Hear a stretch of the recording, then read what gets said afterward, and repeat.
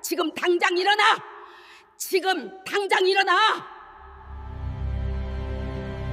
사연에 들어가기 전 구독과 좋아요로 응원해 주시고 들으신 후 감정을 댓글로 공유해 주세요. 내 청춘 다 바쳐 끓인 국물인데 왜 내 속만 타들어갈까? 아, 또 무릎이. 새벽 3시. 칠흑 같은 어둠 속에서 절뚝이는 발소리가 들렸다. 주방 불이 켜지자 낡은 타일, 바닥과 때 묻은 환풍기가 드러났다. 김영심은 습관처럼 성냥을 그어 가마솥 밑에 불을 붙였다. 파드득. 장작이 타오르는 소리와 함께 주방에 온기가 퍼졌다. 영심은 무릎을 짚고 천천히 일어섰다. 관절염 때문에 새벽마다 일어서는 것조차 고역이었다. 왼쪽 무릎은 특히 심했다. 병원에서는 수술을 권했지만 누가 대신 국물을 끓여줄 것인가. 영심은 이를 악물고 냉장고 쪽으로 걸어갔다. 냉장고를 열자 어제 손질해둔 사골이 쟁반 가득 쌓여 있었다. 10kg은 좋게 될 것 같았다. 영심은 핏줄이 툭 튀어나온 손으로 쟁반을 들어 올렸다. 손목이 욱신거렸다. 건초염이었다. 30년간 무거운 냄비를 들고 국자질을 하고 물을 썰고 고기를 발라내다 보니 손목이 망가진 것이었다. 하지만 영심은 멈출 수 없었다. 내일은 시아버지 박 노인의 팔순 잔치이자 대박 곰탕 가게 개업 30주년 기념일이었다. 100명이 넘는 손님이 올 예정이었고 그들을 위한 꼬리곰탕 100인분을 오늘 안에 준비해야 했다. 영심은 사골을 가마솥에 넣고 찬물을 부었다. 물이 차오르는 소리가 고요한 새벽을 채웠다. 그리고 커다란 국자로 천천히 저었다. 이 동작을 몇 시간이고 반복해야 했다. 국물이 타지 않도록, 진하게 우러나도록. 30년 이내 영심은 중얼거렸다. 24살에 이 집으로 시집와서 30년. 청춘을 고스란히 이 곰탕솥 앞에서 보냈다. 처음에는 시어머니 최 여사가 주방을 총괄했다. 하지만 점차 일은 영심에게 넘어왔고 최 여사는 카운터에 앉아 돈만 세게 되었다. 영심은 가게가 잘 될수록 자신은 더 많이 일했다.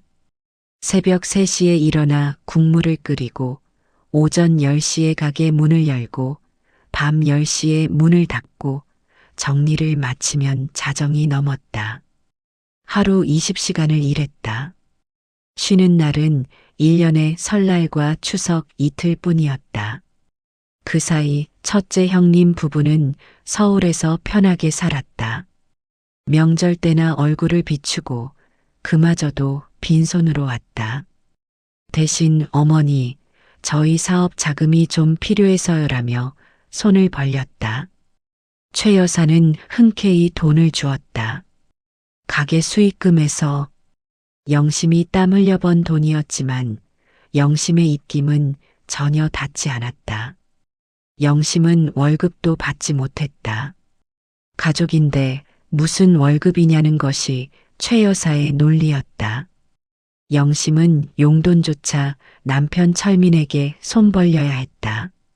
며느리가 시집 식구 먹여 살리는 게 당연한 거 아냐? 최 여사는 늘 그렇게 말했다. 영심은 반박할 수 없었다. 아니, 반박할 기운도 없었다. 매일매일 살아남는 것만으로도 벅찼다. 가마솥 물이 끓기 시작했다. 보글보글. 영심은 뜨거운 김을 맞으며 불순물을 걷어냈다.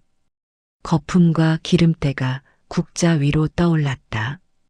이 작업을 1시간 이상 반복해야 깨끗한 육수가 나왔다. 영심의 얼굴에는 땀이 흘렀다. 새벽인데도 주방은 뜨거웠다.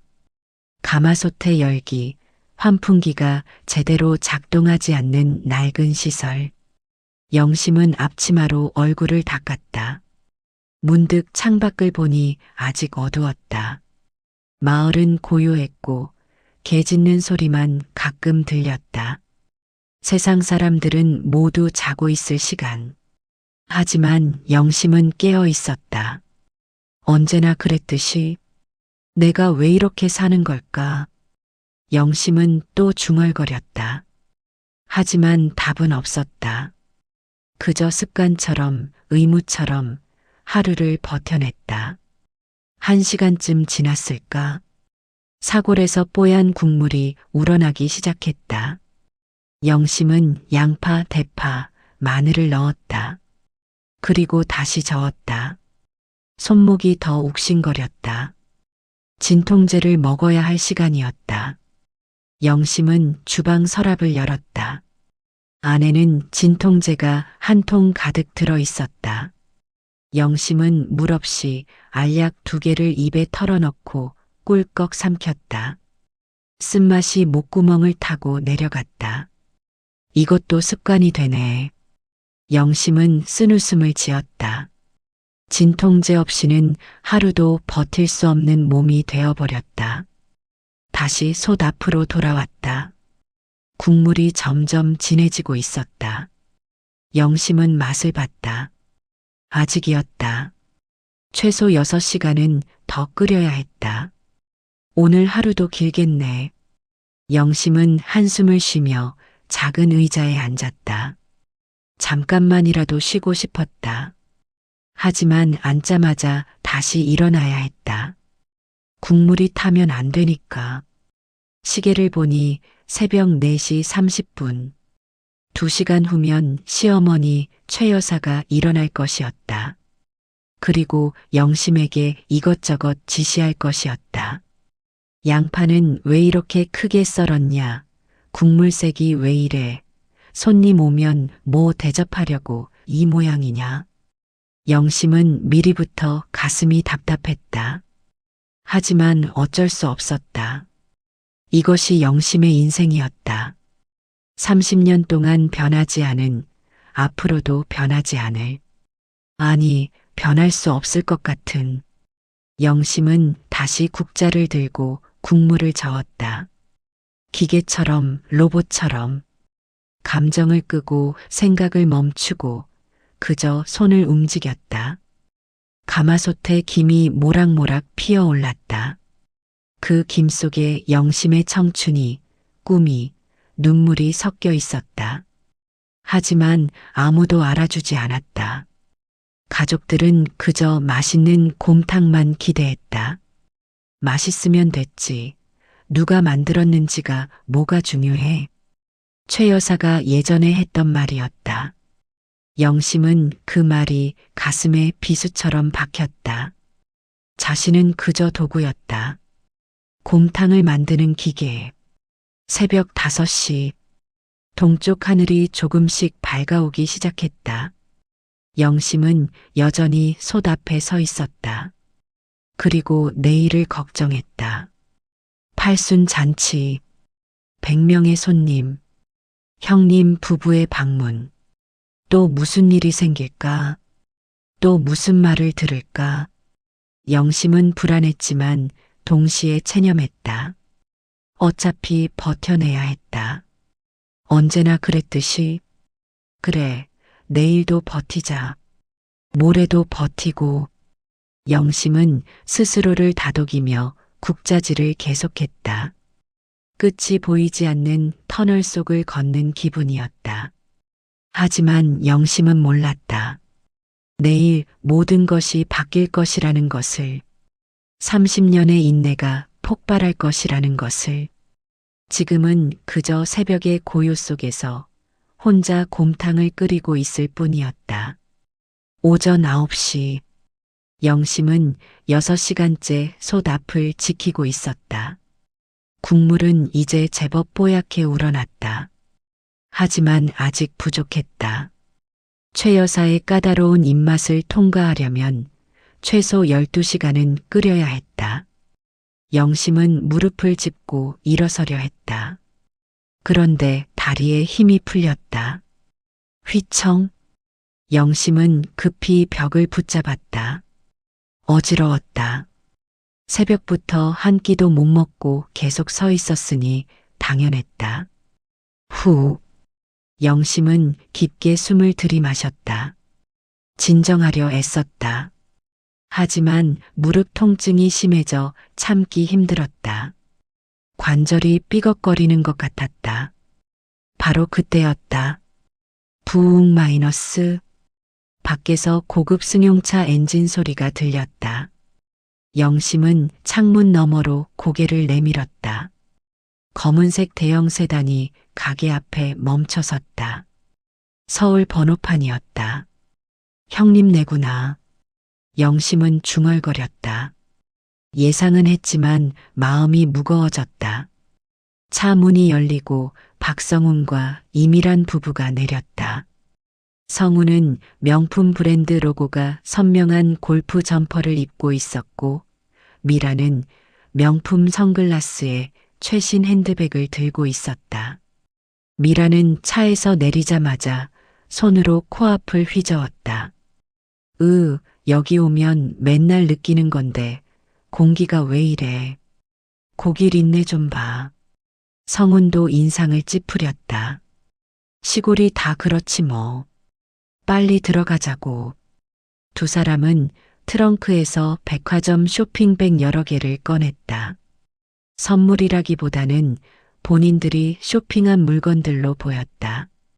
가게 문이 열렸다. 딸랑. 종소리가 울렸다. 어머니, 왔습니다. 미란의 목소리가 가게 안을 가득 채웠다. 과장되게 밝은 목소리였다. 안방에서 최 여사가 나왔다. 평소에는 무뚝뚝한 얼굴이었지만 큰아들 부부를 보자 얼굴이 환해졌다. 오, 왔니? 길은 안 막혔고? 네, 어머니. 새벽 일찍 출발해서 괜찮았어요. 미라는 최 여사의 손을 잡으며 애교를 부렸다. 어머니, 이거 백화점에서 샀어요. 명품 스카프예요. 어머니 피부톤이랑 딱 맞을 것 같아서요. 오메, 이쁘네. 역시 미란이가 센스가 있어. 최 여사는 스카프를 받아들고 기뻐했다. 미라는 더 신이 나서 쇼핑백에서 화장품, 건강식품 등을 꺼냈다. 이건 홍삼이고요. 이건 고급 크림이에요. 어머니 피부 관리하셔야죠. 고맙다, 고마워. 최 여사는 연신 고개를 끄덕였다. 그러고는 주방 쪽을 향해 소리쳤다. 영심아, 형님네 오셨다. 얼른 나와서 인사드려. 주방에서 영심이 앞치마를 두른 채 나왔다. 얼굴에는 땀이 흥건했고 머리카락은 헝클어져 있었다.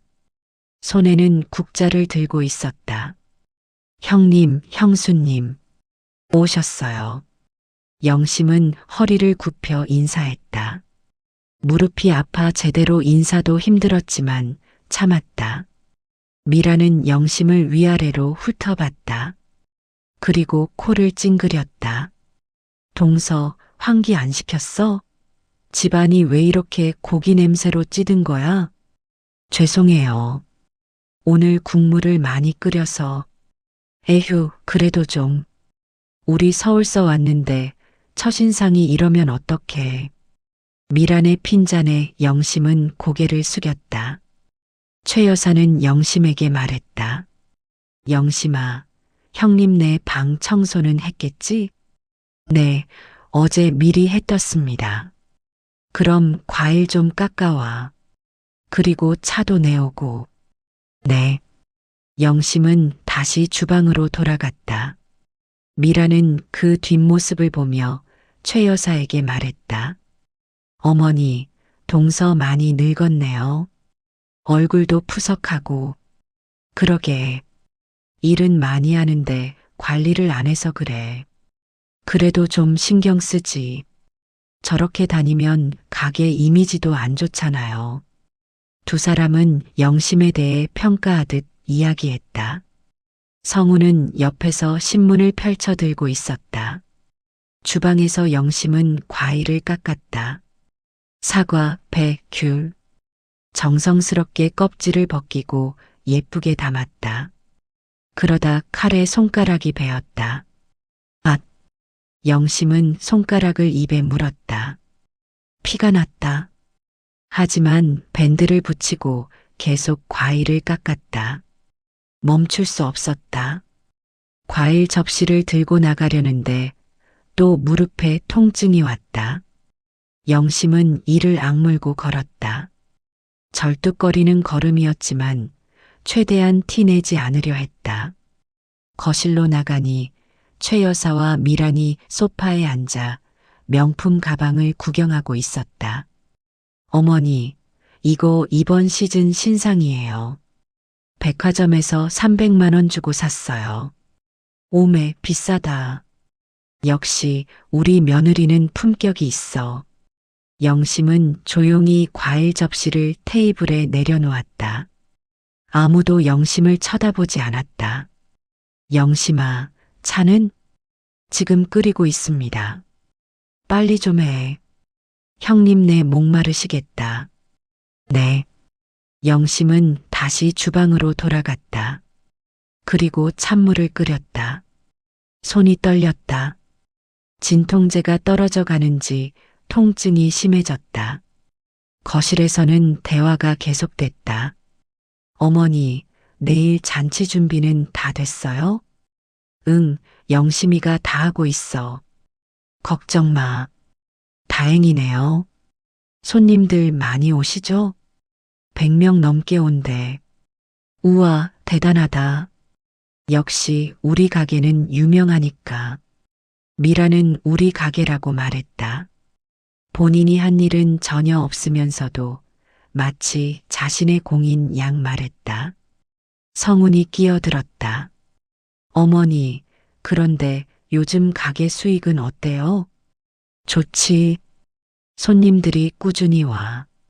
그럼 저희 사업 자금 좀 보탤 수 있으시겠네요? 최 여사는 잠시 생각하더니 고개를 끄덕였다. 얼마나 필요한데? 2천만 원만 빌려주시면. 알았어. 내일 잔치 끝나고 줄게. 감사합니다, 어머니. 성훈 부부는 기뻐했다. 영심이 땀 흘려 번 돈을 아무렇지 않게 가져가는 것이었다. 영심은 주방에서 그 대화를 들었다. 가슴이 답답했다. 하지만 아무 말도 할 수 없었다. 자신에게는 발언권이 없었다. 차를 들고 나가려는데 남편 철민이 밖에서 들어왔다. 철민은 아침 일찍 시장에서 장을 보고 돌아온 참이었다. 형님, 형수님, 오셨습니까? 오, 철민아. 잘 지냈지? 네, 형님. 철민은 형 앞에서 주눅 들어 있었다. 평생 동생으로 살아온 습관이었다. 영심은 차를 내놓고 다시 주방으로 돌아갔다. 철민이 따라 들어왔다. 여보, 괜찮아? 철민은 영심의 얼굴을 걱정스럽게 바라봤다. 응, 괜찮아. 얼굴이 안 좋은데. 피곤해서 그래. 오늘 국물 많이 끓여야 해서. 철민은 뭔가 더 말하려다 입을 다물었다. 그리고 가게 홀로 나갔다. 영심은 다시 솥 앞에 섰다. 국물은 잘 끓고 있었다. 하지만 영심의 마음은 끓어넘칠 것 같았다. 언제까지 이렇게 살아야 하나. 영심은 중얼거렸다. 하지만 대답은 없었다. 거실에서는 웃음소리가 들렸다. 최 여사와 미란의 즐거운 대화 소리. 하지만 그 웃음 속에 영심은 없었다. 영심은 그저 그림자였다. 가족의 뒤에서, 주방 안에서, 보이지 않는 곳에서 일하는. 그리고 내일이면 그 그림자가 빛을 보게 될 것이었다. 아니, 폭발하게 될 것이었다. 하지만 지금은 아직 모를 일이었다. 오후 2시, 영심은 11시간째 쉬지 않고 일하고 있었다. 국물은 이제 완벽에 가까웠다. 뽀얀색의 고소한 향이 주방을 가득 채웠다. 하지만 영심의 몸은 한계에 다다르고 있었다. 손목은 불에 댄 것처럼 따끔거렸고 무릎은 더 이상 체중을 지탱하기 힘들었다. 허리도 끊어질 것 같았다. 영심은 국자를 놓고 잠깐 쉬려고 의자에 앉았다. 그런데 앉는 순간 시야가 흐려졌다. 어지러웠다. 빈혈이었다. 휴! 영심은 머리를 손으로 감쌌다. 진통제를 또 먹어야 할 것 같았다. 서랍을 열었다. 하지만 진통제 통이 비어 있었다. 다 떨어졌네. 영심은 한숨을 쉬었다. 약국에 가야 했지만 지금은 시간이 없었다. 참아야 했다. 영심은 억지로 일어나 다시 솥 앞에 섰다. 하지만 손이 떨려 국자를 제대로 쥘 수 없었다. 손목에 힘이 안 들어갔다. 아! 영심은 국자를 떨어뜨렸다. 쨍그랑. 큰 소리가 났다. 뭐야? 거실에서 최 여사의 목소리가 들렸다. 영심아, 뭔 짓이야? 최 여사가 주방으로 들어왔다. 영심은 급히 국자를 주우며 변명했다. 죄송합니다. 손이 미끄러져서. 에휴, 조심성도 없이. 국물에 안 빠졌지? 네, 괜찮습니다. 최 여사는 솥을 확인하고는 안도했다. 국물은 잘 끓고 있네. 계속 저어. 타면 안 돼. 네. 최 여사는 돌아서 나가려다 영심의 얼굴을 봤다. 창백했다. 너 왜 그래? 얼굴이 왜 그 모양이야? 괜찮습니다. 좀 피곤해서요. 피곤하긴. 내일 잔치인데 쓰러지면 어떡해. 정신 차려. 네. 최 여사는 그렇게 말하고 나갔다. 영심의 몸 상태는 관심 없었다. 중요한 건 내일 잔치가 잘 치러지는 것뿐이었다. 영심은 다시 국자를 들었다. 하지만 손목이 너무 아파 울음이 나올 것 같았다. 바로 그때 철민이 주방으로 들어왔다. 여보. 영심은 철민을 보자 참았던 감정이 터질 것 같았다. 여보, 나 병원 좀 가면 안 될까? 철민은 놀라 영심을 바라봤다. 왜? 어디 아파? 팔이 안 올라가. 손목이랑 무릎도 너무 아파. 영심은 팔을 들어 올리려 했지만 어깨 위로 올라가지 않았다. 50견이었다. 오랜 기간 무리한 노동으로 어깨 관절이 굳어버린 것이었다. 철민은 안쓰러운 표정을 지었다. 그렇게 아프면 병원 가야지. 그럼 데려다 줄래? 그게 지금은 좀. 철민은 말끝을 흐렸다. 영심은 알았다. 안 된다는 뜻이었다. 왜? 무슨 일 있어? 어머니가. 형님네 오셨는데 지금 나가면 분위기 깨진다고. 영심은 허탈하게 웃었다. 그럼 나는 언제 병원 가? 내일. 내일 잔치만 넘기자. 그 다음에 바로 가자.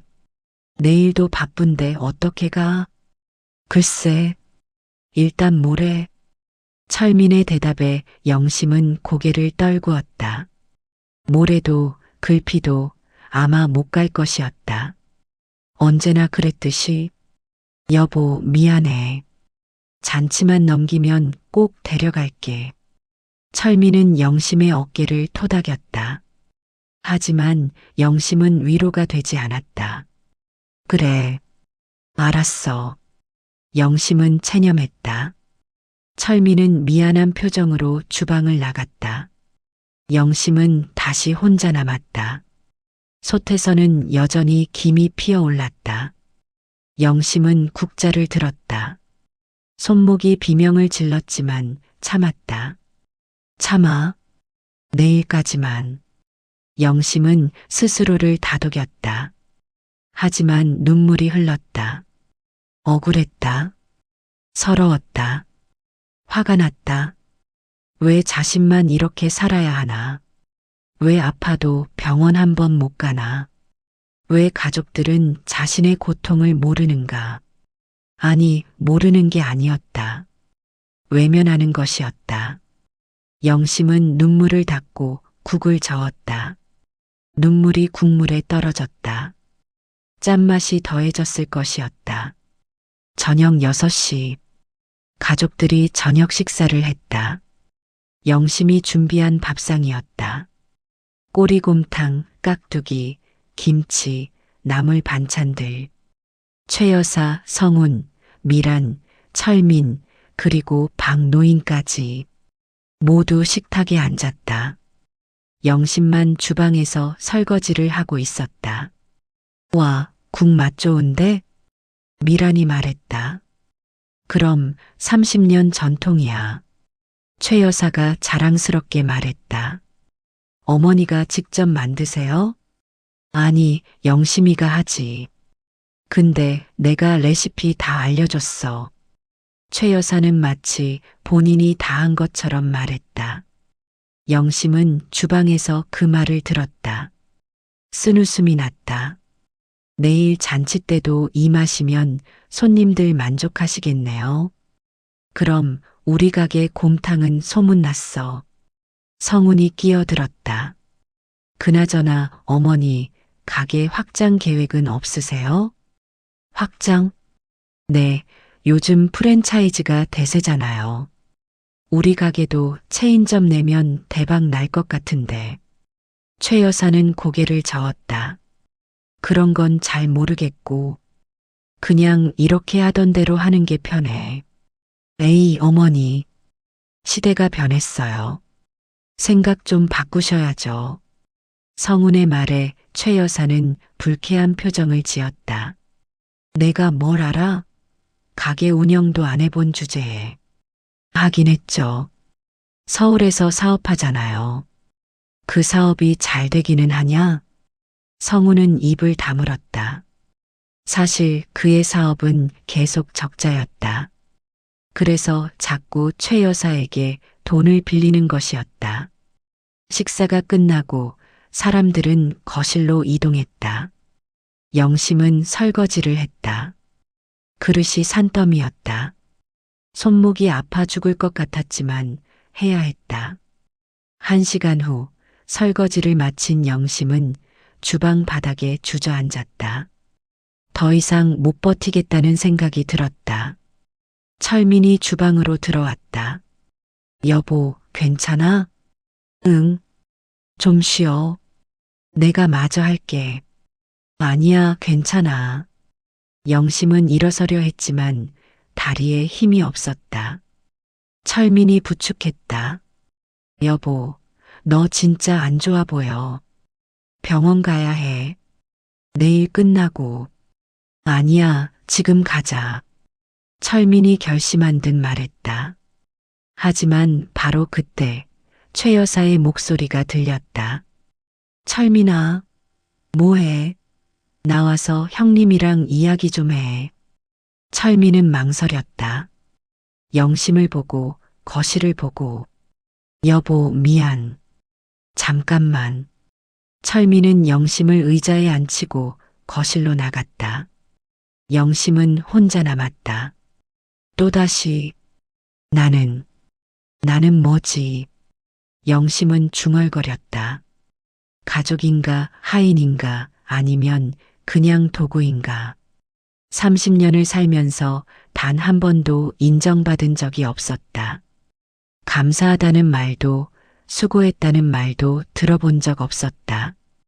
그저 당연한 것처럼 여겨졌다. 며느리니까 가족이니까 해야 하는 거라고. 영심은 눈물을 흘렸다. 그리고 결심했다. 내일 내일 잔치만 끝나면 뭔가를 해야 했다. 이대로는 안 됐다. 하지만 구체적으로 뭘 할지는 몰랐다. 그냥 막연하게 변해야 한다는 생각만 들었다. 밤 11시 모두가 잠들었다. 영심은 마지막으로 주방을 정리하고 안방으로 들어갔다. 철민은 이미 코를 골며 자고 있었다. 영심은 조용히 누웠다. 온몸이 쑤셨다. 손목, 무릎, 허리, 어깨, 성한 곳이 없었다. 내일 잘 버텨야지. 영심은 중얼거리며 눈을 감았다. 하지만 잠이 오지 않았다. 불안했다. 내일 무슨 일이 생길까? 또 어떤 고생을 할까? 하지만 영심은 몰랐다. 내일 일어날 일이 자신의 인생을 완전히 바꿔놓을 것이라는 것을. 잔치 당일, 영심은 새벽 2시에 일어났다. 평소보다 1시간 일찍이었다. 오늘은 준비할 것이 산더미였다. 주방으로 나가니 어제 끓여둔 곰탕이 가마솥에 그대로 있었다. 영심은 불을 다시 지폈다. 손님들이 오기 전에 온도를 맞춰야 했다. 그리고 밑반찬을 준비했다. 깍두기, 김치, 파무침, 고춧가루 양념. 100인분이라 양이 엄청났다. 영심은 쉬지 않고 칼질을 했다. 손목이 아파 비명을 지르고 싶었지만 참았다. 오늘만 버티면 된다고 스스로를 다독였다. 오전 8시 가게 문을 열 시간이 다가왔다. 영심은 홀 테이블을 닦고 의자를 정리하고 카운터를 정돈했다. 그때 최 여사가 일어났다. 평소보다 일찍 일어난 것이었다. 영심아, 준비 다 됐니? 네, 거의 다 됐습니다. 국물 맛은 확인했고? 네, 완벽합니다. 그래. 오늘 손님들한테 욕먹으면 큰일이야. 정신 차려. 네. 최 여사는 카운터에 앉았다. 오늘은 본인이 직접 손님을 맞이할 생각이었다. 주인 행세를 하려는 것이었다. 오전 9시 성훈과 미란이 일어났다. 두 사람은 깔끔하게 옷을 차려입고 거실로 나왔다. 어머니, 손님들 몇 시에 와요? 11시쯤부터 올 거야. 그럼 우리도 준비해야겠네요. 미라는 화장을 고치러 갔다. 오늘은 사모님처럼 보이고 싶었다. 오전 10시 화환이 도착하기 시작했다. 축팔순 30주년 기념. 가게 앞이 화환으로 가득 찼다. 영심은 주방에서 마지막 준비를 했다. 국밥 그릇을 정리하고 수저를 닦고 냅킨을 챙겼다. 그런데 갑자기 어지러웠다. 시야가 흐려졌다. 영심은 급히 벽을 잡았다. 휴, 빈혈이었다. 아침을 못 먹어서였다. 영심은 물을 한 컵 마셨다. 하지만 나아지지 않았다. 괜찮아. 조금만 버티자. 영심은 스스로를 다독이며 다시 일했다. 오전 11시 손님들이 도착하기 시작했다. 시아버지 박 노인의 친구들, 친척들, 단골 손님들. 순식간에 가게가 가득 찼다. 최 여사는 카운터에서 환하게 웃으며 손님을 맞이했다. 어서 오세요. 오늘 저희 남편 팔순이에요. 축하합니다. 손님들은 축의금을 건넸다. 최 여사는 정중하게 받으며 장부에 기록했다. 미라는 홀에서 손님들과 인사를 나눴다. 안녕하세요. 저 큰며느리예요. 마치 본인이 이 가게의 주인인 양 행동했다. 손님들은 미란을 보며 예쁘시네요. 옷이 멋지세요라고 칭찬했다. 미란은 우쭐했다. 반면 영심은 주방에서 홀로 고군분투하고 있었다. 100명분의 곰탕을 계속 퍼내고 밑반찬을 채우고 설거지를 하고 손님들이 국 한 그릇 더요. 깍두기 더 주세요. 라고 외칠 때마다 영심은 뛰어다녔다. 철미는 서빙을 도왔지만 역부족이었다. 손님이 너무 많았다. 여보, 국 또 떨어졌어. 지금 퍼낼게. 영심은 무거운 국자로 곰탕을 퍼냈다. 손목이 끊어질 것 같았지만 쉴 수 없었다. 오후 1시. 절정이었다. 가게는 발 디딜 틈이 없었다. 손님들은 계속 들어왔고 영심은 계속 일했다. 그때 철민이 주방 구석 쓰레기통을 정리하다 뭔가를 발견했다. 진통제 껍데기들이었다. 한두 개가 아니라 수십 개가 버려져 있었다. 영심이 몰래 먹고 버린 것이었다. 철민은 가슴이 철렁했다. 아내가 이렇게 많은 진통제를 먹고 있었다니. 여보. 철민은 영심을 불렀다. 하지만 영심은 손님 응대하느라 듣지 못했다. 철민은 진통제 껍데기를 주머니에 넣었다. 나중에 이야기하기로 했다. 오후 2시. 손님들이 식사를 마치고 하나둘 떠나기 시작했다. 하지만 아직 반은 남아 있었다. 영심은 잠깐 주방 구석에 앉아 숨을 골랐다. 온몸이 땀으로 젖어 있었다. 머리카락은 축축했고 앞치마는 국물과 기름으로 얼룩져 있었다. 조금만 더, 조금만 더. 영심은 중얼거렸다. 하지만 몸은 한계였다. 무릎이 욱신거렸고 손목은 감각이 없었다. 바로 그때였다. 최 여사가 주방으로 쏜살같이 들어왔다. 영심아, 큰애가 매운 갈비찜 먹고 싶단다. 영심은 고개를 들었다. 네, 갈비찜이요? 응, 빨리 뚝배기에 담아내와. 그런데 어머니 메뉴에 없는 건데. 시끄러. 큰애가 먹고 싶다잖아. 빨리 안 해. 최 여사의 호통에 영심은 할 수 없이 일어섰다. 냉장고를 열어 어제 만들어둔 갈비찜을 꺼냈다. 그리고 뚝배기에 담았다.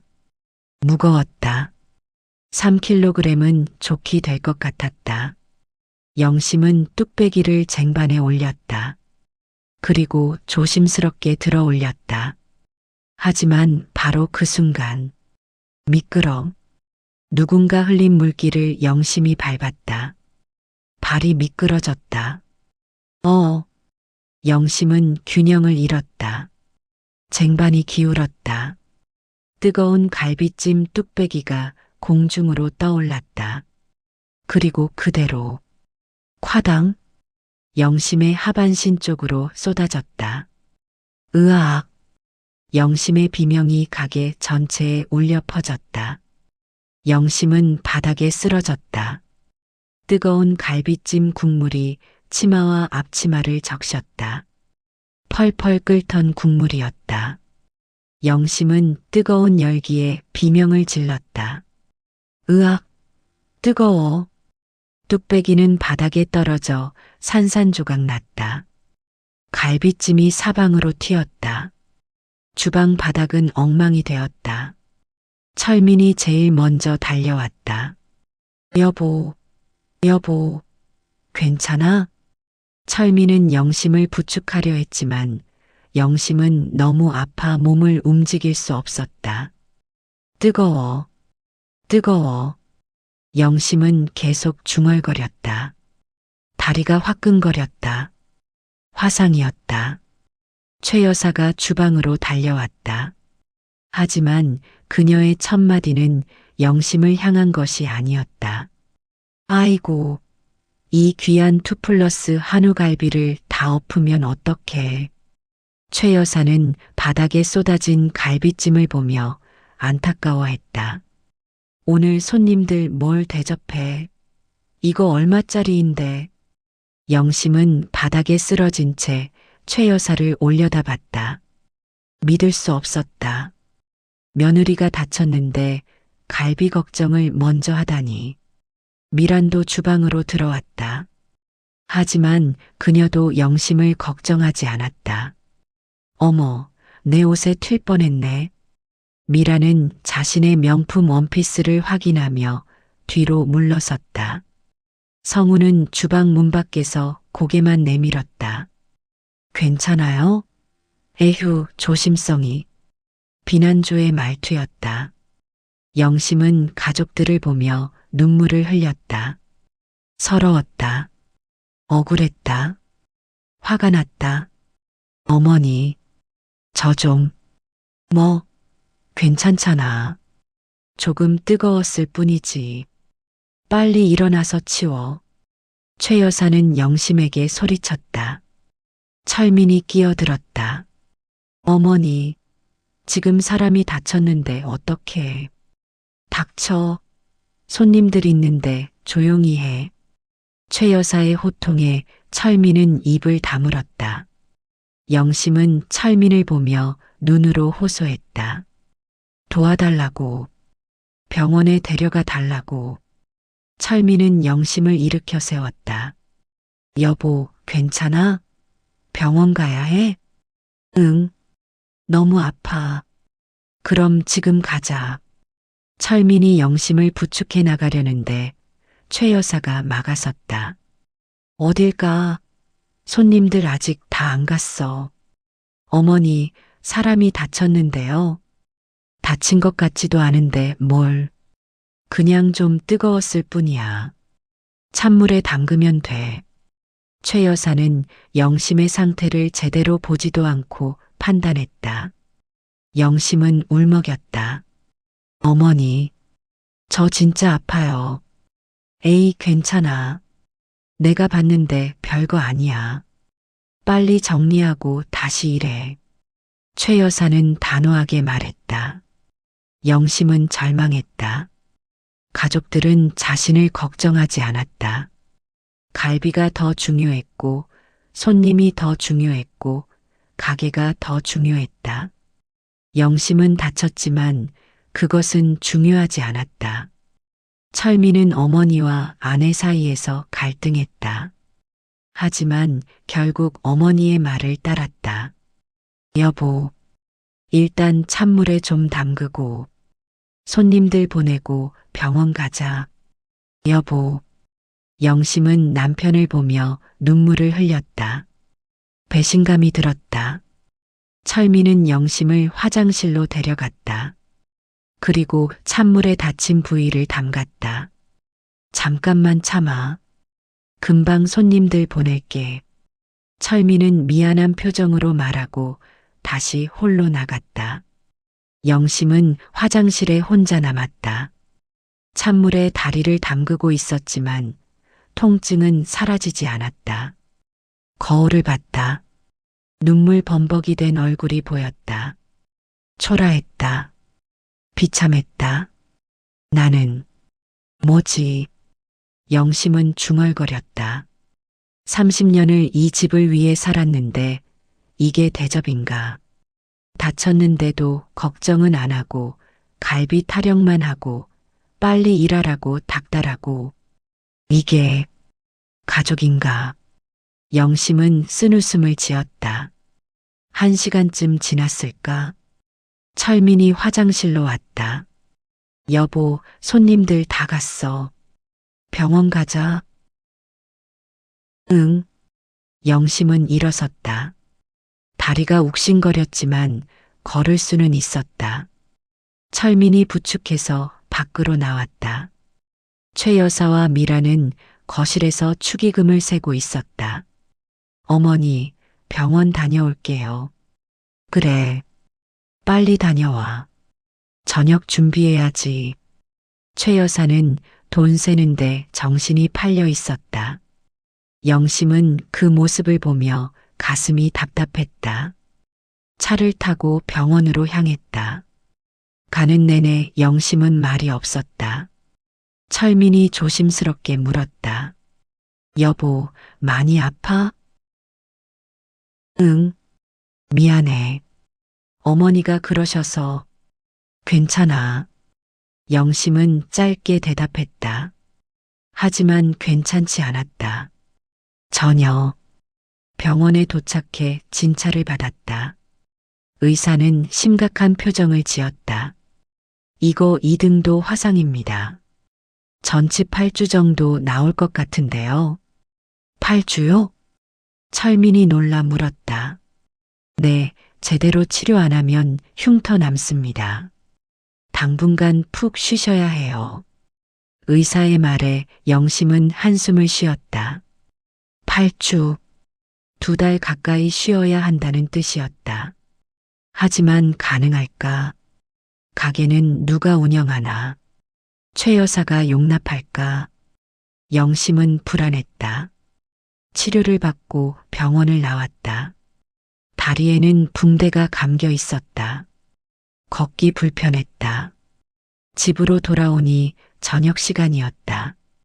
최 여사가 물었다. 의사가 뭐래? 전치 8주래요. 뭐, 8주? 그럼 2달 동안 일 못한다는 거야? 네.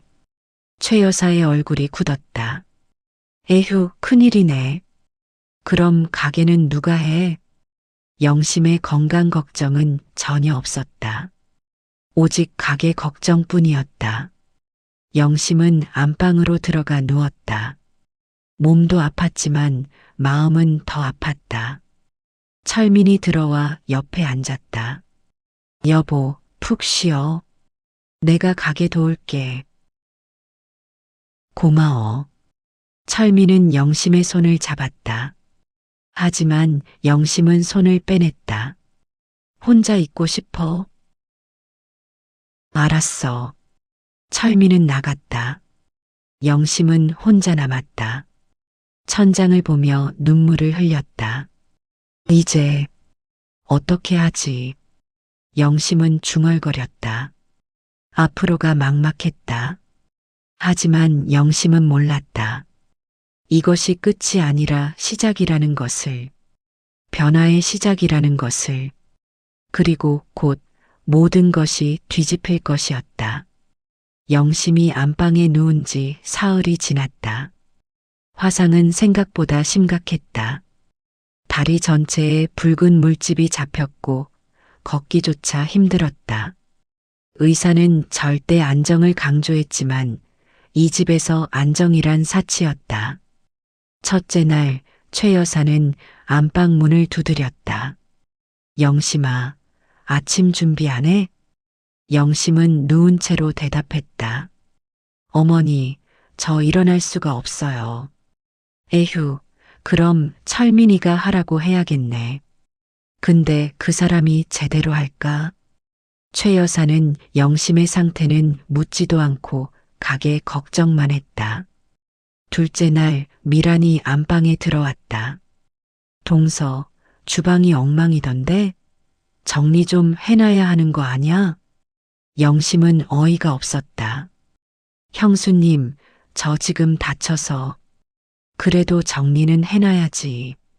우리가 어떻게 찾아서 써? 미라는 불평하며 나갔다. 영심을 돕겠다는 말은 한마디도 없었다. 셋째 날 저녁 가족회의가 열렸다. 거실에 최 여사, 성운, 미란, 철민이 모였다. 영심은 안방에서 그 대화를 들었다. 이거 큰일이네. 영심이 없으니 가게가 제대로 안 돌아가. 최 여사의 말에 성운이 대답했다. 그럼 당분간 문 닫는 게 어때요? 안 돼. 단골 손님들 다 떨어져 나가. 30년 쌓은 신용이 하루아침에 무너져. 그럼 어떡하라고요? 미란이 끼어들었다. 아니면 동서 좀 나오게 하면 안 돼요? 다리 하나 다쳤다고 손까지 못 쓰는 건 아니잖아요. 영심은 그 말을 듣고 가슴이 철렁했다. 설마 정말로 일하라고 할까? 철민이 반박했다. 형수님, 그건 너무하잖아요. 의사가 절대 안정이래요. 그래도 가게가 더 중요하지 않아? 사람이 더 중요하죠. 철민의 목소리가 높아졌다. 평소에 없던 일이었다. 최 여사가 나섰다. 철민아, 큰 소리 치지 마. 형수님 말씀도 일리가 있어.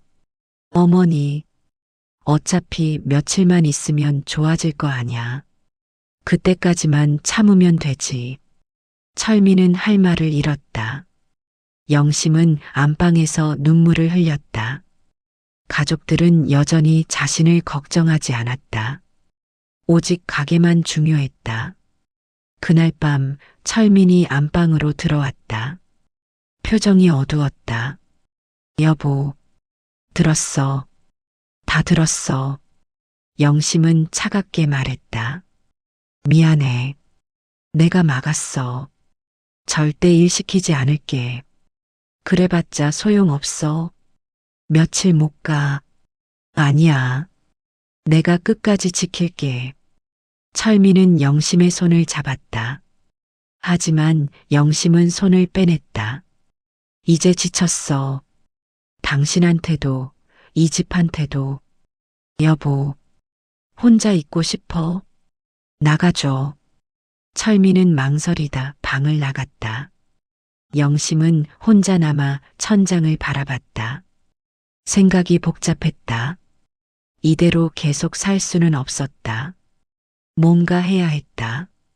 하지만 뭘 어떻게 해야 할지 몰랐다. 문득 베개 밑이 생각났다.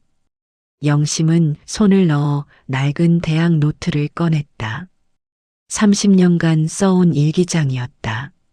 아니, 일기라기보다는 기록이었다. 이 집에서 겪은 모든 서러움과 고통을 적어놓은. 영심은 첫 페이지를 펼쳤다. 1995년 3월 12일. 친정 엄마가 수술비가 필요하다고 하셨다. 어머님께 말씀드렸더니 시집 온 사람이 친정 걱정은 왜 하냐며 외면하셨다. 결국 친정 식구들이 빚을 내서 수술했다. 나는 아무것도 못했다. 영심은 그때를 떠올리며 눈물을 흘렸다. 페이지를 넘겼다. 2003년 7월 8일. 둘째 아이를 유산했다. 병원에서 일주일 입원하라고 했지만 어머님이 가게 누가 하냐며 퇴원시켰다.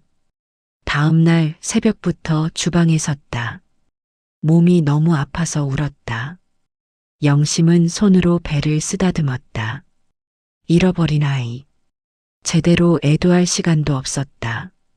페이지를 계속 넘겼다. 2010년 12월 24일. 성탄절. 철민이가 외식하자고 했다. 하지만 어머님이 명절에 가게 문 닫으면 손님들이 실망한다며 반대했다. 우리 부부는 가게에서 국밥으로 크리스마스를 보냈다. 2015년 6월 3일. 형님네가 3천만 원을 빌려갔다. 사업 자금이라며. 하지만 갚을 생각은 안 하는 것 같다. 내가 번 돈인데 내 입김은 전혀 안 닿는다. 2020년 4월 15일. 손목 통증이 너무 심해서 병원에 갔다. 건초염 진단. 의사가 한 달 쉬라고 했지만 어머님이 허락하지 않으셨다. 진통제로 버티고 있다. 페이지마다 고통의 기록이었다. 영심은 노트를 덮고 눈물을 닦았다. 이제는 정말 안 되겠어. 영심은 중얼거렸다. 변해야 했다. 이대로는 죽을 때까지 착취당할 것 같았다. 하지만 어떻게? 어디서부터? 영심은 노트를 다시 베개 밑에 넣었다. 그리고 눈을 감았다. 내일 생각하자. 지금은 너무 지쳤다. 한편 밖에서는 철민이 주방 청소를 하고 있었다. 쓰레기통을 비우던 중 또다시 진통제 껍데기를 발견했다. 철민은 그것을 주워들고 한참 바라봤다. 아내가 얼마나 아파했을까? 얼마나 고통스러웠을까? 내가 뭘 한 거지? 철민은 중얼거렸다. 자책감이 밀려왔다. 그는 아내를 지키지 못했다. 어머니 눈치만 보고, 형 눈치만 보고, 아내의 고통은 외면했다. 철민은 진통제 껍데기를 주머니에 넣었다. 증거로 남겨야 할 것 같았다. 언젠가 필요할 것 같았다. 그날 밤 철민은 잠을 이루지 못했다. 아내 옆에 누워 있었지만 마음은 복잡했다. 변해야 했다. 자신이 변해야 했다. 더 이상 어머니 말만 따를 수는 없었다. 하지만 어떻게? 평생을 효자로 살았는데 이제 와서 어떻게 바꾸나? 철민은 고민했다. 그리고 결심했다.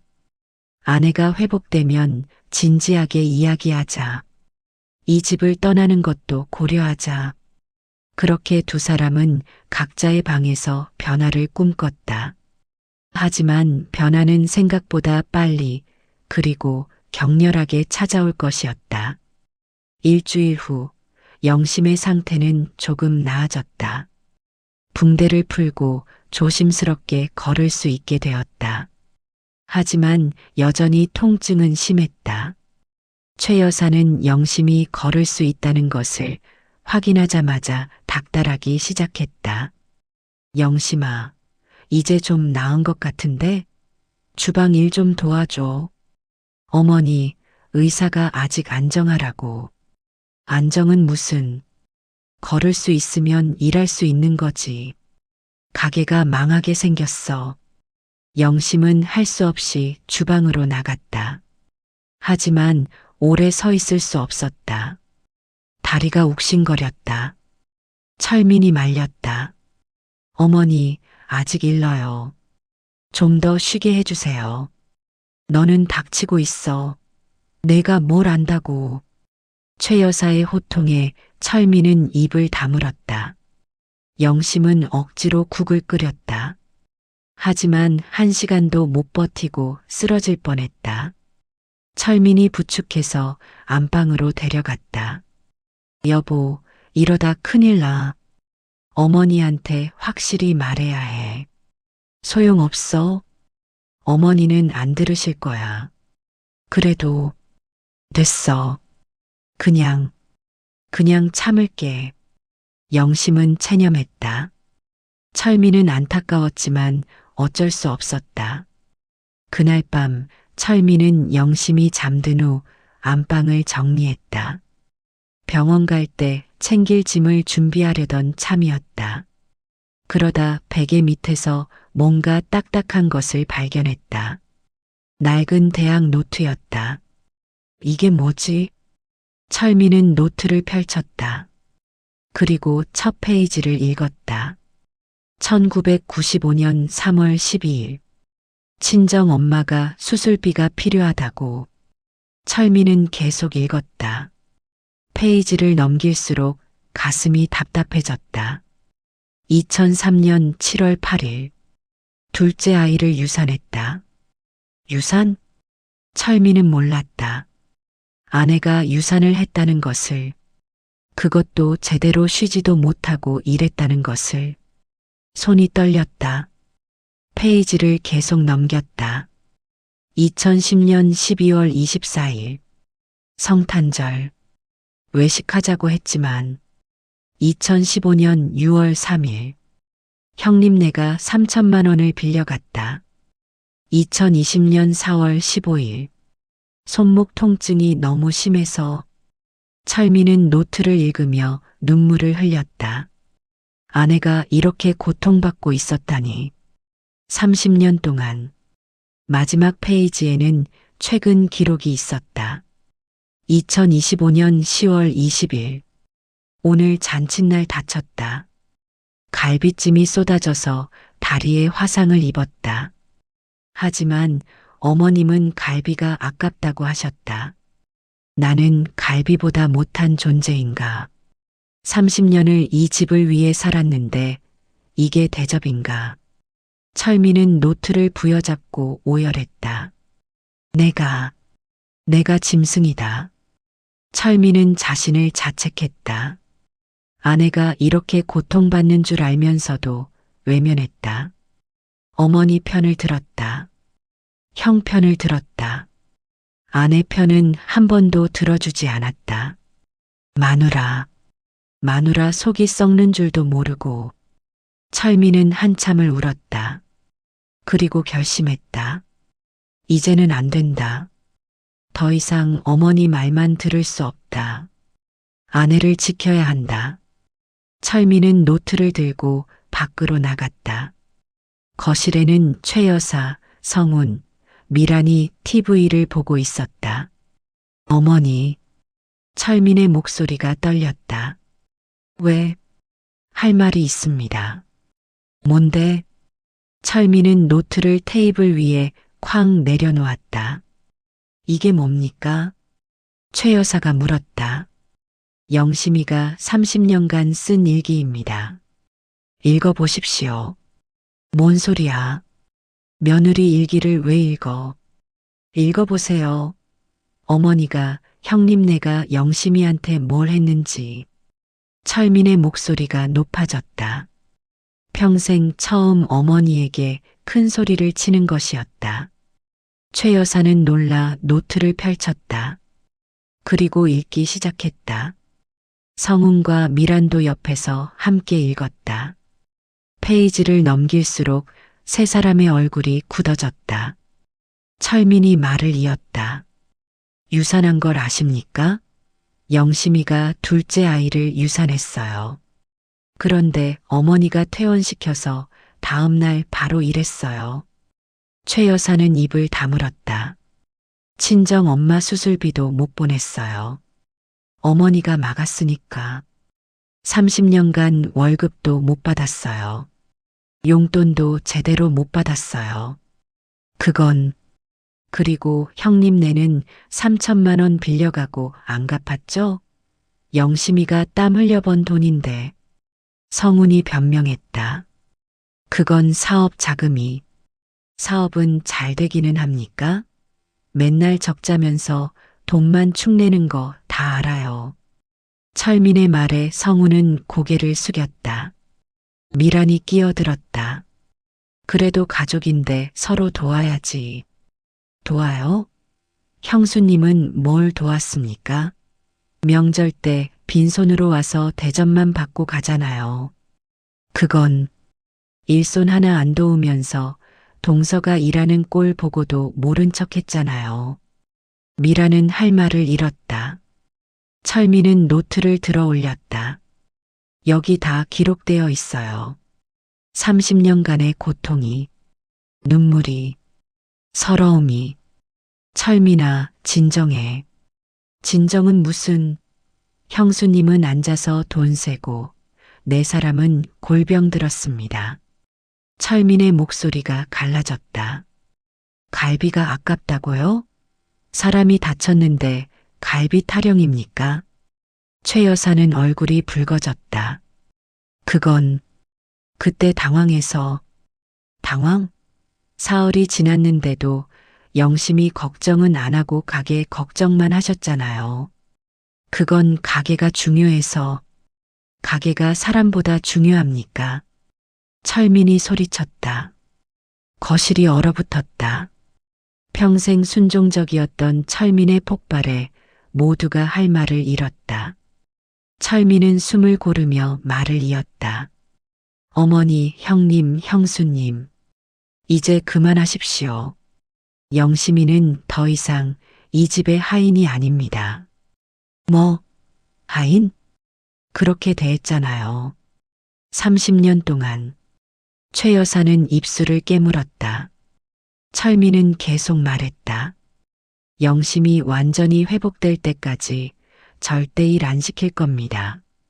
그리고 앞으로도 이런 식으로 대하면 저희 부부는 이 집을 떠나겠습니다. 뭐, 떠나? 네, 독립하겠습니다. 철민의 선언에 최 여사는 얼굴이 창백해졌다. 너 미쳤냐? 바로 그때였다. 안방 문이 열렸다. 영심이 나왔다.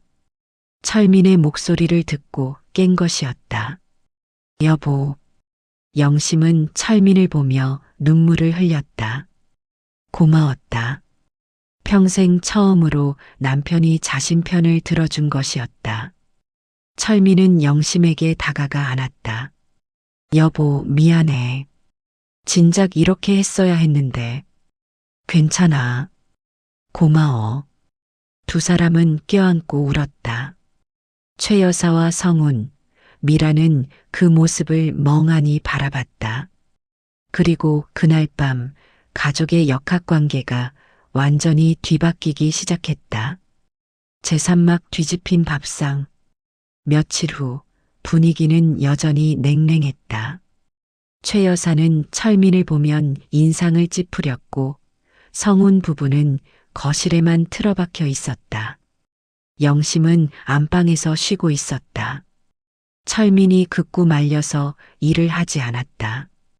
가게는 철민이 혼자 꾸려갔다. 서툴렀지만 최선을 다했다. 최 여사도 어쩔 수 없이 주방 일을 도왔다. 하지만 손님은 줄었다. 맛이 예전 같지 않았기 때문이었다. 단골들이 불평했다. 사장님, 오늘 국물 맛이 좀 이상한데요? 죄송합니다. 주방장이 다쳐서. 그래도 이건 좀. 손님들이 하나둘 떠나기 시작했다. 매출이 뚝 떨어졌다. 최 여사는 초조해졌다. 이러다 가게 망하겠어. 영심이 빨리 나와야 해. 어머니, 아직 안 됩니다. 언제까지 쉴 건데? 의사가 한 달은 쉬라고 했어요. 한 달? 그럼 가게는 어떡하고? 최 여사와 철민의 다툼이 계속됐다. 성운이 끼어들었다. 어머니, 제가 볼 때는 영심이 좀 나오는 게. 형님도 그러시면 안 됩니다. 철민은 단호했다. 미란이 불평했다. 그럼 우리는 언제까지 여기 있어야 해요? 서울 가야 하는데. 가고 싶으시면 가세요. 저희가 붙잡지 않습니다. 철민의 말에 미라는 기가 막혔다. 어머, 이 사람이 진짜.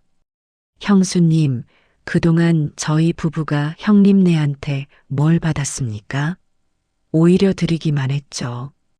그건 이제 그만하십시오. 서로 불편하니까 돌아가시는 게 좋겠습니다.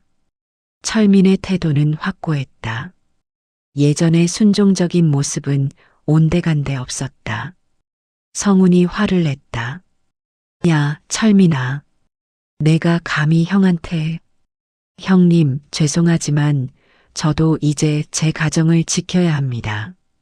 이 자식이. 성운이 주먹을 들었다. 하지만 철민은 피하지 않았다. 오히려 정면으로 바라봤다. 때리시려면 때리세요. 하지만 제 생각은 안 바뀝니다.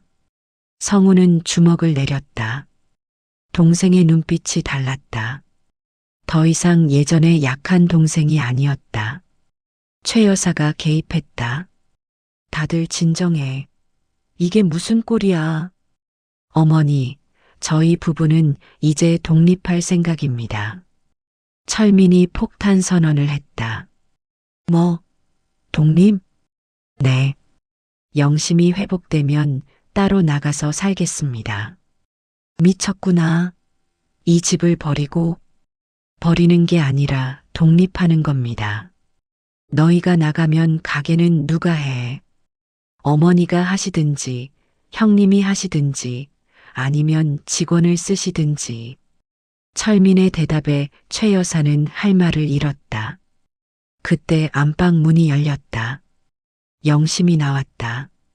어머니. 영심의 목소리는 차분했지만 단호했다. 저도 한마디 하겠습니다. 저는 더 이상 이 집에서 일하지 않을 겁니다. 영심의 선언에 거실이 조용해졌다. 뭐라고? 30년간 저는 이 집을 위해 살았습니다. 하지만 단 한 번도 인정받지 못했습니다. 무슨 소리야? 우리가 널 식구로. 식구요? 식구한테 이렇게 합니까? 영심은 다리에 화상 자국을 보였다. 다쳤는데 갈비가 아깝다고 하셨죠. 그게 식구한테 할 말입니까? 최 여사는 입을 다물었다. 영심은 계속 말했다. 친정 엄마 수술비도 못 보냈습니다. 유산하고도 제대로 쉬지 못했습니다. 월급도 못 받았습니다. 그건 이제 그만하고 싶습니다.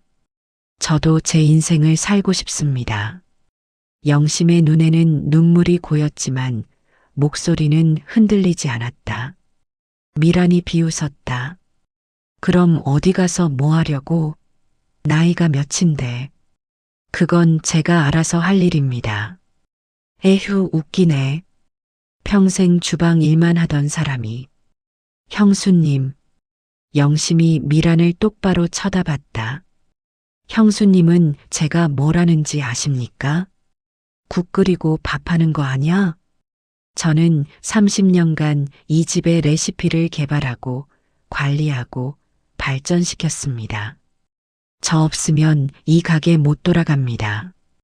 영심의 말에 최 여사의 얼굴이 굳었다. 사실이었기 때문이었다. 감히가 아닙니다. 사실입니다. 영심은 물러서지 않았다.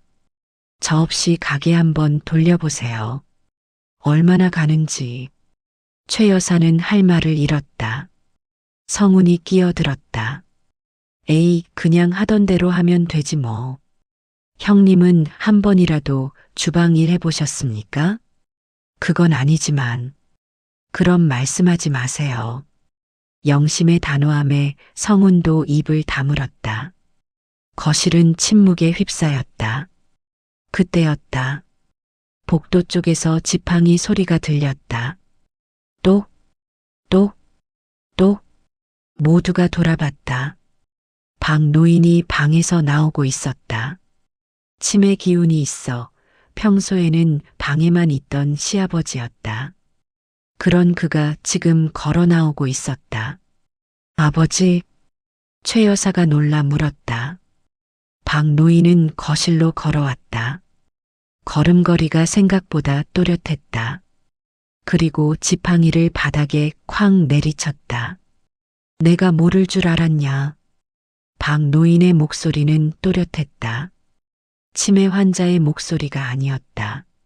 모두가 얼어붙었다. 박 노인은 거실 한가운데 섰다. 83세의 노인이었지만 지금 그의 눈빛은 날카로웠다. 치매 기운은 온데간데 없었다. 아버지, 왜 나오셨어요? 방에서 쉬셔야죠. 최 여사가 다가가려 했지만 박 노인이 손을 들어 제지했다. 닥쳐. 내 목소리 듣기 싫다. 아버지, 30년이야. 30년 동안 내가 지켜봤어. 박 노인은 천천히 말했다. 너희가 영심이를 어떻게 대했는지 다 봤어. 최 여사의 얼굴이 창백해졌다. 아버지, 무슨 말씀을. 치매 걸린 척했지. 안 그러면 너희들 꼴 보기 싫어서. 박 노인의 폭탄 선언에 모두가 충격을 받았다. 치매가 아니었다니. 아버지가 멀쩡하셨어요? 성훈이 놀라 물었다. 그래, 멀쩡했어. 귀도 눈도 다 멀쩡해. 박 노인은 성훈을 노려봤다. 큰애, 너는 서울 가서 뭐 했냐? 사업한다며 돈만 축내고. 그건 3천만 원 빌려가고 안 갚았지? 다 알아. 성훈은 고개를 숙였다. 박 노인은 미란을 봤다.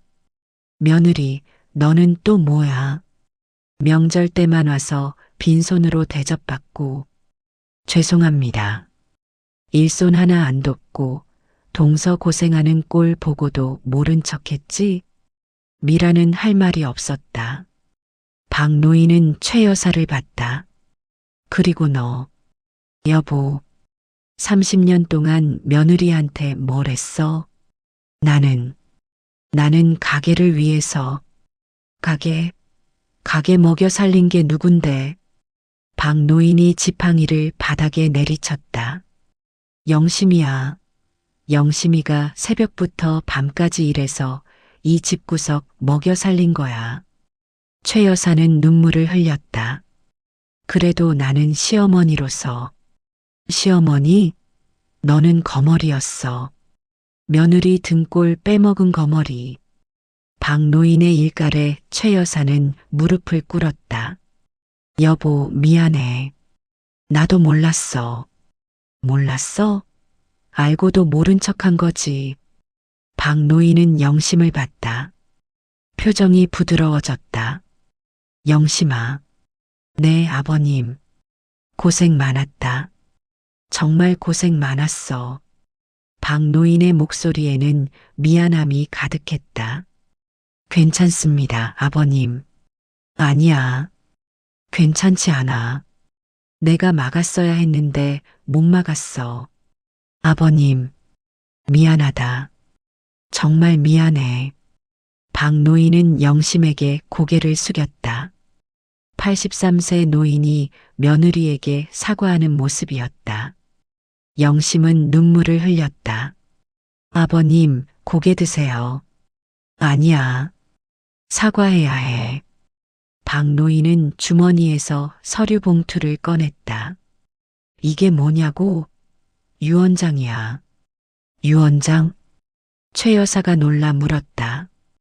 변호사 불러서 작성했어. 한 달 전에. 박노인은 봉투를 열었다. 안에는 법률사무소 도장이 찍힌 서류가 들어 있었다. 이 가게와 건물, 그리고 내 재산 전부. 박노인은 잠시 멈췄다가 말을 이었다. 영심이 앞으로 이전한다. 뭐? 최 여사가 비명을 질렀다. 안 돼. 그건 우리 가족 재산이야. 가족? 너희가 무슨 가족이냐? 박노인이 소리쳤다. 진짜 가족은 영심이야. 30년 동안 이 집을 지킨 사람은. 하지만은 없어. 이미 결정됐어. 법적으로 유효해. 박노인은 서류를 영심에게 건넸다. 영심아, 받아라. 아버님, 이건 받아. 내가 받아야 해. 내가 만든 거야. 이 가게. 영심은 떨리는 손으로 서류를 받았다. 최 여사가 울며 매달렸다. 여보, 제발. 나한테도 생각 좀 해줘. 생각? 너는 영심히 생각해봤어? 나는 몰랐어. 거짓말. 알고도 모른 척한 거야. 박노인은 냉정하게 말했다. 그리고 너희들. 박노인은 성훈과 미란을 봤다. 당장 내 집에서 나가라. 아버지, 나가. 오늘 당장. 박노인의 명령은 단호했다. 성훈 부부는 사색이 되어 무릎을 꿇었다. 아버지, 용서해 주세요. 용서? 영심이한테 빌어. 나한테 말고. 성훈과 미라는 영심을 봤다. 동서, 미안해. 정말 미안해. 영심은 그들을 내려다봤다. 복잡한 감정이 들었다. 미움도 있었고 연민도 있었다. 하지만 용서는 쉽지 않았다. 일어나세요. 영심이 말했다. 그리고 나가세요. 아버님 말씀대로. 동서, 부탁입니다. 영심의 목소리는 차가웠다. 성훈 부부는 할 수 없이 일어났다. 그리고 짐을 싸러 방으로 들어갔다. 최 여사도 무릎을 꿇고 울었다. 영심아, 나도 용서해줘. 제발. 영심은 시어머니를 내려다봤다.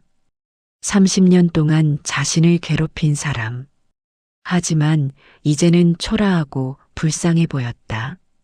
어머님, 응? 저는 어머님을 쫓아내지 않겠습니다. 정말? 하지만 조건이 있습니다. 뭐든 할게. 앞으로는 제 말을 들으셔야 합니다. 가게 운영도 집안일도.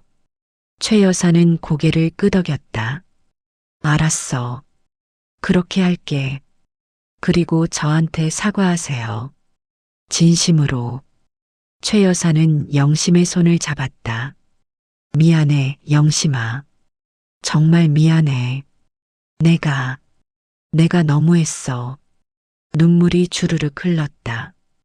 진심이 담긴 눈물이었다. 영심도 눈물을 흘렸다. 알겠습니다. 두 사람은 껴안고 울었다. 철민은 그 모습을 보며 안도했다. 박 노인도 만족스러운 표정을 지었다. 그날 밤 성운 부부는 짐을 싸서 떠났다. 돌아올 때의 화려함은 온데간데 없었다. 초라한 뒷모습이었다. 그리고 집안은 조용해졌다. 1년 후 가게 간판이 바뀌었다. 대박 곰탕에서 영시민의 곰탕으로. 간판 아래에는 30년 전통, 정성이 담긴 맛이라는 문구가 새겨져 있었다.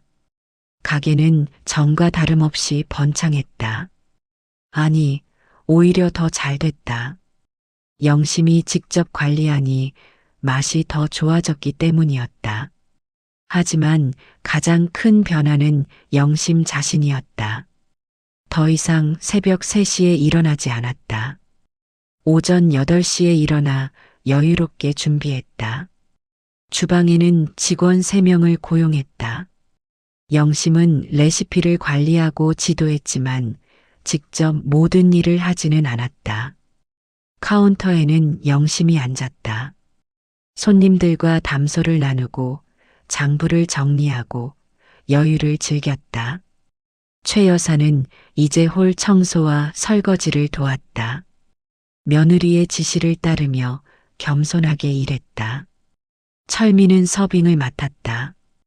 영심의 지시에 따라 즐겁게 일했다.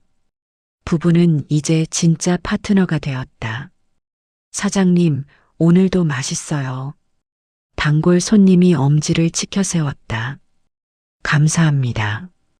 자주 오세요. 영심은 밝게 웃으며 인사했다. 예전처럼 지친 표정이 아니었다. 활기찼다. 오후 3시. 손님들이 빠져나가고 잠깐의 휴식 시간이었다. 영심은 가게 마당의 평상에 앉았다. 따뜻한 봄 햇살이 얼굴을 비췄다. 기분 좋다. 영심은 중얼거렸다. 더 이상 쫓기듯 일하지 않아도 됐다. 여유가 생겼다. 철민이 옆에 앉았다. 여보, 피곤하지? 아니, 괜찮아. 예전보다 훨씬 나아. 그래도 무리하지 마. 알아. 이제는 직원들도 있으니까. 두 사람은 나란히 앉아 햇살을 즐겼다. 여보, 고마워. 영심이 말했다. 뭐가? 내 편 들어줘서. 당연한 거지. 진작 그렇게 할 걸 그랬어. 철민은 영심의 손을 잡았다. 앞으로도 계속 내 편이야. 나도. 두 사람은 미소 지었다. 그때 박 노인이 지팡이를 짚고 나왔다. 날씨 좋네. 아버님 나오셨어요? 응. 밖에서 좀 쉬려고. 박 노인도 평상에 앉았다. 영심아, 가게 잘 꾸리고 있구나. 아버님 덕분입니다.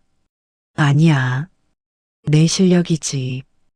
박 노인은 만족스러운 표정을 지었다. 내가 한 일 중에 가장 잘한 게 뭔 줄 아냐? 뭔데요? 너한테 가게 넘긴 거. 아버님, 너는 자격이 있어. 30년 동안 이 집을 지켰으니까. 영심은 눈물이 날 것 같았다. 하지만 참았다. 이제는 슬픔의 눈물이 아니라 기쁨의 눈물이었다. 감사합니다, 아버님. 고맙긴. 내가 더 고맙지. 세 사람은 함께 봄 햇살을 즐겼다. 한편 서울의 한 작은 아파트. 성훈 부부는 좁은 방에서 라면을 끓이고 있었다. 한때 명품을 걸치고 다니던 그들이었지만 이제는 초라했다. 당신, 이게 다 누구 때문이야? 미란이 불평했다. 나도 억울해. 아버지가 너무하신 거 아냐? 그래도 동생한테는 다 줬잖아. 에휴. 성우는 한숨을 쉬었다. 그들은 가게를 빼앗긴 후 생활고에 시달렸다. 사업도 망했고 빚만 남았다. 동생한테 다시 연락해 볼까? 소용없어. 전화 안 받잖아. 그래도. 하지만 성우는 알고 있었다. 동생은 더 이상 자신들을 도와주지 않을 것이라는 것을. 자업자득이었다. 다시 영시민의 곰탕집. 저녁 영업이 시작됐다. 손님들이 하나둘 들어왔다. 사장님, 오늘도 잘 부탁해요. 네, 맛있게 드세요. 영심은 환하게 웃으며 손님을 맞이했다. 주방에서는 직원들이 열심히 일했다. 영심의 레시피대로 정성껏 국을 끓였다. 철민은 서빙을 하며 즐거워했다. 예전처럼 눈치 보지 않아도 됐다. 최 여사는 설거지를 하며 영심을 힐끔 봤다. 며느리가 당당하게 가게를 운영하는 모습이 대견했다. 내가 참 바보였지. 진작 인정했어야 했는데. 최 여사는 속으로 생각했다. 밤 9시. 마지막 손님이 떠났다. 영심은 가게 문을 닫고 정리를 시작했다. 직원들과 함께 설거지를 하고 주방을 청소했다. 오늘도 수고하셨어요. 내일 봐요. 네, 사장님. 안녕히 가세요. 직원들이 퇴근했다. 영심과 철민, 최 여사, 박노인. 네 사람만 남았다. 오늘도 잘 끝났네. 영심이 말했다. 그러게. 손님들 많이 왔어. 철민이 대답했다. 영심아, 오늘 수익금 좀 봐라. 박노인이 장부를 가리켰다. 영심이 확인하니 예상보다 많았다. 와, 이렇게 많이? 손님들이 만족했으니까 그렇지. 다들 수고하셨어요. 보너스 드릴게요. 영심은 직원들에게 줄 보너스를 챙겼다. 이제 그녀는 사장이었다. 직원들을 챙기는 것도 그녀의 몫이었다. 여보, 우리 오늘 외식할까? 철민이 제안했다. 좋아. 오랜만에. 어머니, 아버님도 가시죠? 그래, 가자. 오늘은 내가 쏜다. 철민이 웃으며 말했다. 네 사람은 가게 문을 잠그고 밖으로 나갔다. 봄바람이 불었다. 따뜻하고 상쾌한 바람이었다. 영심은 하늘을 올려다봤다. 별이 빛나고 있었다. 예쁘다. 그러게. 철민이 영심의 어깨를 감쌌다. 여보, 행복해? 응. 정말 행복해. 나도. 두 사람은 미소 지으며 걸었다. 30년 만에 찾은 평화였다. 30년 만에 찾은 행복이었다. 영심은 생각했다. 늦었지만 그래도 찾았어. 내 인생을. 그리고 이제부터가 진짜 시작이었다. 영심의 봄날은 이제 막 시작되었다. 끝. 5년 후. 영시민의 곰탕은 지역 명소가 되었다. TV 프로그램에도 여러 번 소개되었고 관광객들이 찾아왔다. 영심은 요리책도 출간했다. 30년의 정성, 영심이의 곰탕 레시피라는 제목이었다. 베스트셀러가 되었다. 철민은 영심의 매니저가 되었다. 방송 출연과 강연을 관리했다. 최 여사는 이제 완전히 은퇴했다. 손주들을 돌보며 여유롭게 살았다. 박 노인은 건강하게 장수했다. 영심의 효도 덕분이었다. 그리고 성운 부부는 그들은 작은 식당에서 일하고 있었다. 주인이 아니라 직원으로. 인생의 역전이었다. 어느 날 성우는 동생 철민에게 문자를 보냈다. 동생아, 형이 미안했다. 용서해줘. 그리고 영심이한테도 미안하다고 전해줘. 철민은 그 문자를 영심에게 보여줬다. 뭐라고 할까? 그냥 읽었다고만 해.